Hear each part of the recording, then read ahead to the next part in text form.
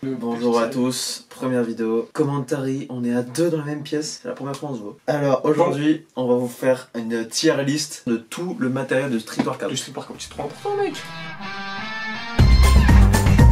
Faut pas oublier d'ailleurs que la meilleure chose pour progresser, le meilleur équipement, c'est l'entraînement. On est partisans du sport accessible à tous, s'entraîner dans les parcs gratuitement sans aucun matériel. Là, on va juste parler de l'optimisation et pour progresser mieux. Tous les liens sont dans la description. Sur le matos. On a mis du Amazon et un peu de Decathlon. Voilà, c'est en fait principalement ce que j'ai mis dans la bio, c'est des trucs que je connais. Alors, on les a classés, il y a le truc obligé, dans le sens, on peut faire du street sans, mais c'est vraiment utile. Va beaucoup t'aider, pratique, ouais, et nul caca. Nul caca, ça sert à rien. Alors c'est optionnel. On va parler, en fait, ça va être selon certaines reps, street lifting, figure aussi. Freestyle, ouais. Et power un peu muscu. Est-ce qu'on commencerait maintenant avec les sangles? Sangles de tirage. Sangles de tirage, pour moi, c'est utile que dans le deadlift. Du coup, si vous faites du deadlift, ça va être pratique, mais moi, je dirais entre pratique et mouais. Parce que c'est utile que sur un cas très précis. Bah, aussi, on peut l'utiliser si les gens ils font du rowing, par exemple. Ce qui est bien, c'est que si vous avez un manque de grip, eh ben, c'est un outil qui peut aider, mais sans plus, quoi. Après, donc, pratique, ouais. Je sais, j'ai vu des gens mettre des sangles sur des tractions, sur une barre de traction, mec. Je vais le démarrer, cet enculé. Moi, je le mettrais en... ouais. Ah, vu qu'on est street, on va dire, parce que... ouais, là, ouais, ok. Les parallettes basses, moi, va beaucoup t'aider, parce que ça va beaucoup t'aider. Écoute-moi bien, toi, espèce de petit enculé. Parce que pour le handstand, franchement, c'est insane. Moi, j'ai pas assez d'expérience sur parallèle parce que moi, je suis nul à chier. En ce qui concerne les figures, de ma petite expérience sur parallèle, en vrai, ça tue pour tout ce qui est handstand et même un petit peu pour la planche. Si on part du principe qu'on veut être généraliste, le handstand, c'est une base que tu dois avoir. Et pour l'avoir vite, tu peux t'alterner entre le seul et les paras. Et pour ceux qui ont aussi un peu des petits problèmes au poignet, c'est bien aussi. Si t'abuses trop sur seul, moi j'ai souvent une douleur là. Je passe sur para, c'est beaucoup plus stable et c'est plus confort. Bon, c'est important de taper les deux, par contre, seul et para. Va beaucoup t'aider? Ouais, moi, ouais, à fond. Mec, oui. Les protèges poignets. Ok. Pour moi, c'est pas obligatoire, ça c'est sûr. Non. Non. Parce que tu mets beaucoup de pression déjà en fait dans le street, dans les muscle-up, les dips, les pompes, le handstand, tout ça, les handstand push-up, mais beaucoup de pression sur les poignets, c'est bien d'avoir un protège poignet, mec. Moi je vais être sur tous mes squats et même sur les dips, je sens vraiment une stabilité en fait. Tu te sens plus solide et du coup ton transfert de force il se fait quand même mieux. Et pour le bench, tout le monde le fait normalement, met des protèges poignets sur le bench, ça permet de garder l'alignement du poignet, du coude à l'épaule et pour éviter la perte de force. Pour moi ça va être on va beaucoup t'aider. Ok. Pareil. Élastique. Moi je vous conseille, ça va être le 5 kg et le 15 kg. 5 kg obligatoire, sûr. Échauffement coiffe les gars, mais l'échauffement... Oh là là. Ah les gars, vous savez quoi? On va faire une vidéo sur l'échauffement. Warm-up. Échauffement, coiffe des rotateurs, épaules, biceps, triceps. Donc en fait si vous voulez, le bleu vert indispensable pour l'échauffement. Parce que c'est pas en faisant des conneries comme ça au poids du corps, faire des tourniquets avec vos poignets que ça va vous échauffer les gars. Donc, quand tu t'échauffes la coiffe, en même temps tu la renforces. C'est bien de muscler ses épaules, tout ça, mais il faut se concentrer aussi sur les petits muscles parce que c'est eux qui tiennent toute l'articulation. Donc plus que 25 kg pour les figures. Même pour ceux qui veulent apprendre le muscle-up, le mouvement phare du street workout. Donc élastique top, on the top les gars. On the top. Et il y a des liens dans la bio. J'ai mis les Decathlon, soit des Amazon. Parce que Amazon j'ai trouvé ça cool parce qu'il y a le pack 5 kg, 15 kg et 20 pour 25 balles je pense. Mais non, trop bien. Ouais, si. Oui, monsieur. Alors le pre-workout, au début c'est pratique et ensuite tu t'accommodes en fait vu que c'est de la caféine. Ton cerveau il s'accommode vite. La caféine crée de la tolérance dans le corps. Si vous savez, c'est comme la clope, c'est comme de la drogue. Donc plus vous allez prendre de la caféine, bah, votre corps il va créer une tolérance. Par exemple, si avant il vous fallait 100 mg pour avoir les effets de la caféine, quand votre corps il va créer de la tolérance, vous aurez besoin par exemple 300 mg pour avoir les mêmes effets qu'auparavant. Je donne un exemple. Au début, les gens, ceux qui fument des joints, ils en ont besoin qu'un. Après ils en ont besoin 2, 3, 4 pour avoir le même effet qu'un premier joint. Et donc, c'est bien au début, vite il y aura l'accoutumance. Il faudra augmenter les doses. Et payer plus cher. Exactement, donc moi je le mettrais dans le mouais quoi. Proche du nul caca, tu vois. Ceinture de force. Alors ça, si vous faites du street lifting, ça va être obligé. Mais le street ne se résume pas au street lifting, donc ça va être dans va beaucoup t'aider. C'est incroyable, ça améliore tellement ton gainage. En fait, si ton objectif c'est vraiment de la pure perf, deadlift, squat, c'est un indispensable parce que tu vas prendre 10 à 15% en fait si tu l'utilises bien. Quand même un truc en cuir qui te tire les tripes quoi. En fait, tu respires un grand coup et comme tu as la ceinture contre, ça crée une pression intra-abdominale.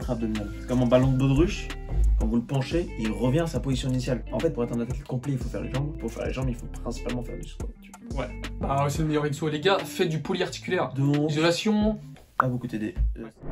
Oui monsieur. Palette haute. Pour moi, je kiffe pour la planche. J'aime bien démarrer en straddle. Pour les plancheurs, je sais qu'il y a une énorme différence et qu'en général, ils préfèrent les palettes mi-hautes. Donc, c'est pas pratique. Parce que quand tu veux démarrer le handstand, c'est mieux des parabasses. Et les parabasses, tu peux faire ta planche aussi avec. Ouais. Alors que si tu démarres ton handstand sur des para-middle, comme je vous ai dit, là on cherche le matos général pour faire du set and reps, street lifting et figure. Donc on va essayer de condenser le plus possible de matériaux pour pas avoir 50 000 trucs dans Bah ouais, c'est dans son trop, coffre, sinon c'est trop. Mais ouais, quand j'ai commencé le handstand, j'avais commencé par les middle, ça rajoute une difficulté, j'avais peur. Donc j'ai commencé au sol. Donc pour l'efficacité du matériel, je dirais seulement pratique. Ouais, pareil. C'est les Levitation Bars de Eric Flag. En soi, sinon, c'est des barres de dips. Mais ce que j'aime bien, c'est que lui, il les vend à l'unité. En général, ça se vend par deux. J'en ai une seule là. Et du coup, ma deuxième, elle est toujours dans mon coffre, genre en permanence. Moi, je l'utilise pour le front.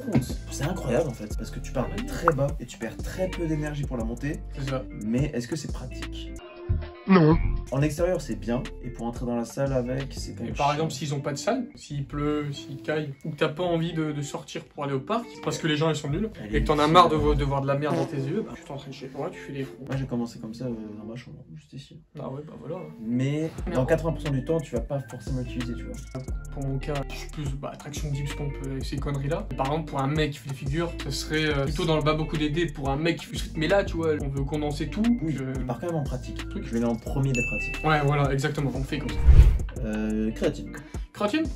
Vas-y. Créatine. Parle et après moi je parle de mon expérience sur la créatine. Ça aide quand même. Quand j'ai arrêté d'en prendre, en fait, j'ai vu la différence. En fait, pour faire court, ça augmente la capacité de stockage de tes ADP dans tes muscles. Et ces ADP, en fait, ils peuvent être convertis en ATP. C'est ça. Donc en énergie. Et du coup, plus t'as d'ADP, plus d'énergie. Et en ce qui concerne, pour ma part, l'expérience que j'ai eue avec la créatine, fait... Ah ouais, regardez. Oh les bâtards. Regardez les gars. J'espère avec la YouTube Money, les gars, je vais en Turquie. Bon bref, c'est pas grave. En ce qui concerne mon expérience avec la créatine, ça m'a beaucoup servi pour récupérer. Ça m'a permis de gagner quand même pas mal en force. Hein. Buvez beaucoup d'eau avec la créatine.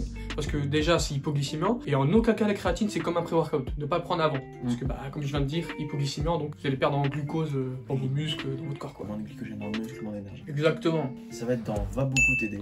On commence par ceinture de l'Est. Oh, ouais. Pour moi, c'est tout en haut parce que sans ceinture de l'Est, on fait pas. Street lifting, pas de muscles, pas de force. Au début de niveau, évidemment, vous n'allez pas avoir besoin et vous n'allez pas pouvoir vous lester. Mais quand tu dépasses un certain niveau, c'est obligatoire. Parce que tu vas développer tous tes muscles, toute ta puissance d'épaule, biceps, triceps, dos. Ce qui est extrêmement important pour le reste en fait. Parce que même si tu veux travailler des figures, le street lifting, c'est un minimum de transfert en fait sur ces figures. Énormément.